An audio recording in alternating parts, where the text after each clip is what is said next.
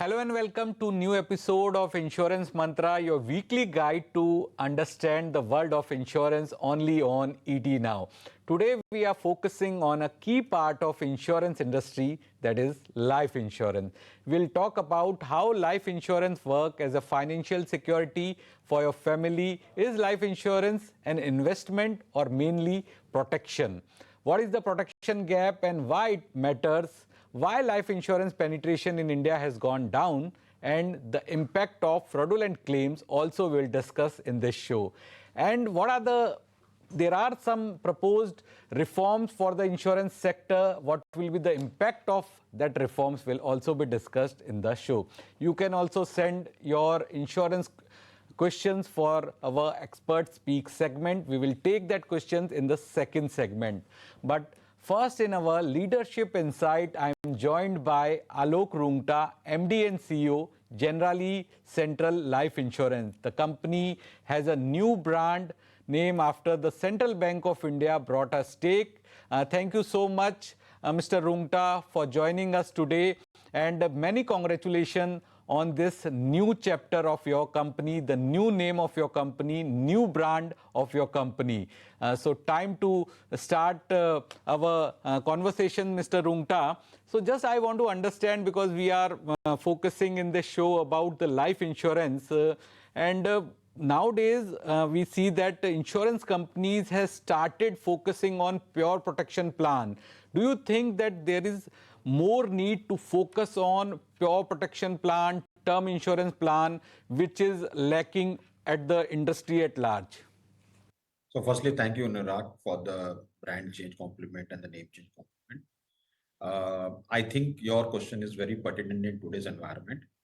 While insurance has grown since liberalization, which was done in 2000, it has a 2.5 year of very good growth. So CAGR could be around 15% compounded growth plus. But somehow the protection growth has not been very interesting. So if you look at the premium size, only 5 to 6% of premium is collected from pure protection. Now, India being a developing nation, we have all a cater of society living in the country, and everybody has different needs, especially people who are at the threshold. We also have a young population. I think there is a dire need that people understand, appreciate, and subscribe to protection as a basic need. So I completely agree. There is a lot awareness needed. There is a lot literacy needed on financial risk management. And as we multiply the GDP numbers and the growth numbers, we need to have a multiplier effect in the protection business.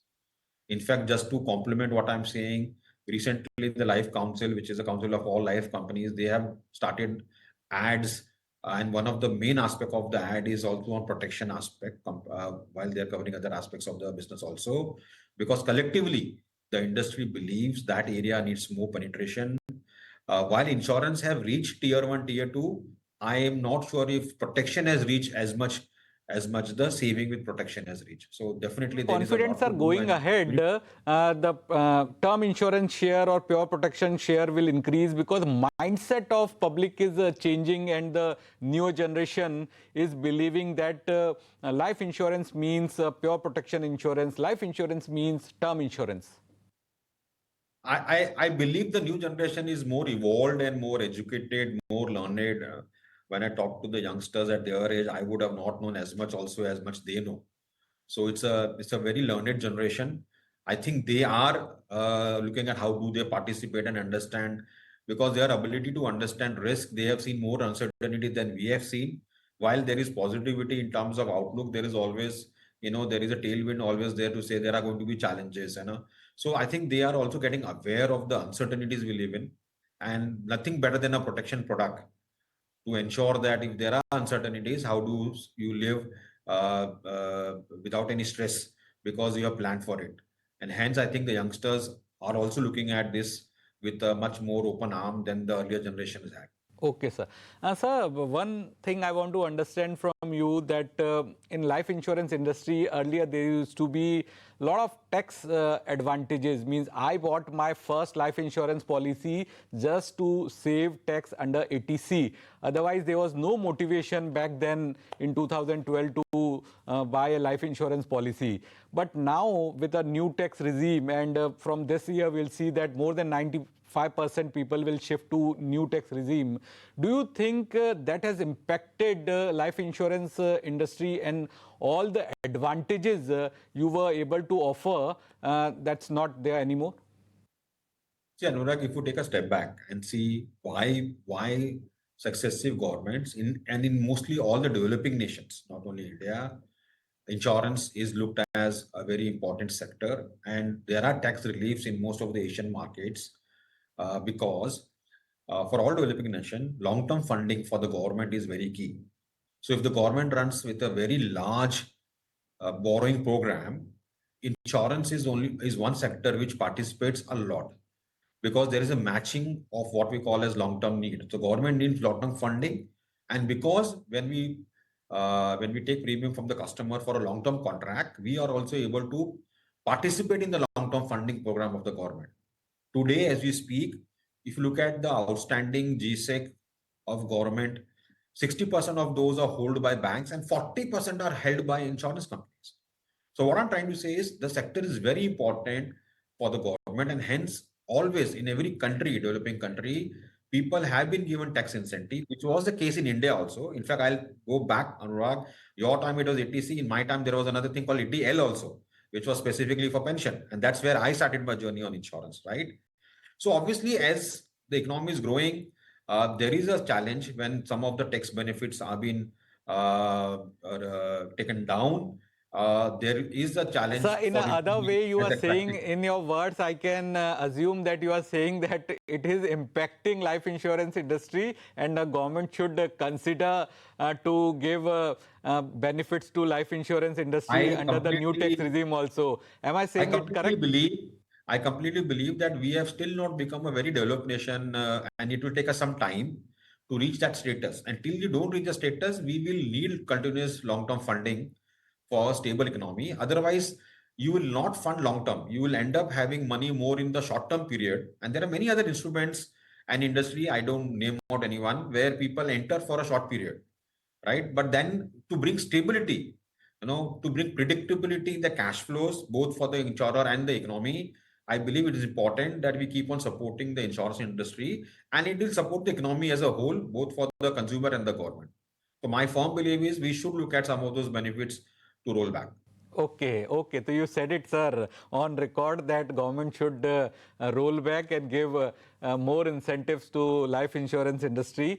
So my final question would be related to the reforms in insurance industry. There are a couple of reforms lined up in the coming time. Insurance Act amendment is there, Bima Sugam platform, then Bima Vistar is also the combined product which IRD is planning to introduce. So how all these reforms will be beneficial for the insurance industry? And now that you are part of Central Bank of India also, and you will get access to more than 4,000 branches which Central Bank has across the country. So do you think that for your company, at least, the bank assurance will be a challenge, because we have seen that a lot of complaints related to bank assurance channel. Finance Minister, Madam Nirmala Sitharaman, has also raised this issue a couple of times. So how will you balance under your new avatar? So thanks, Anurag. So let me first come to the new reforms, and then I'll come to the central bank and bank insurance as a industry. So the new reforms are very progressive in nature, Anurag. We have been grappling to increase the penetration of insurance in the country. So with platform, the trinity of Bima, Sugam, Bima, Vahak, and all that will help us penetrate markets where we have not been able to penetrate. So that's one thing I'm really looking forward. Also, in the new regulation, there is proposal to have different sale of companies, which can be a product specific, which can be category specific, which can be distribution specific. I think then people can go with very calculated markets. They can go in calculated product lines and get deeper there. So that licensing, and also I've heard the suggestion is to remove the 100% minimum capital. So all those will make industry more flexible. See, today we have odd 20, 25 odd companies in the sector. If you look at larger markets, there are thousands of players. Now, this should enable us to get more and more players. And I believe since 2000, when we had only one player and now we have 25 players, the market has grown, the awareness has grown. So with a lot of players, and if they penetrate in specific markets, say somebody say I'll operate only at a one state level, or say I'll do only one line of business, the penetration will go deeper through them, and that will really help penetration go deeper, and the coverage will be better, penetration will be better, market will be better. So I think that is a very welcome change for the industry. Now, coming to the next part of your point on back insurance complaint, Anurag, I want to just place on record that only 0.4% of the policies life insurers have, we get a complaint. And in that, one of the category is mis-selling. So I think sometimes we are also overstating that there's a lot of mis-selling happening. Yes, every case has to be managed. There should be zero complaints. There should not be a single mis-selling. That should be the endeavor. But I think we sometimes are also not looking at data. There are cases, and I say on behalf of the industry, we should ensure that there is not a single case. Customer is priority. Customer protection is the key. We should take care of every sale, every case. But I think sometimes we are also getting lost in the saying there's a lot of mis-selling, because data statistically, which goes to the regulator, and regulator has says only 0.4% of the policies complaint comes, and mis-selling is part of that complaint bucket. So that's one thing I want to do, leave the consumer to understand and know. Firstly, coming to our case, we have started this relationship with a clear ethos, the mandate from the bank on various forums, whether when we are signing the agreements last month or when we are launching the business this month, is clear that the bank and us are clear that we don't want single mis-selling case. Thank you so much, Mr. Rungta, for joining us today and sharing your insights on life insurance industry, on bank assurance and reforms planned in coming future. Thank you so much. Thanks, Anurag. Thanks for this opportunity. So time for a short break. When we'll be back, I'll be joined by Ashwini Ghai, a veteran of insurance industry, in our Expert Speak segment. Stay tuned.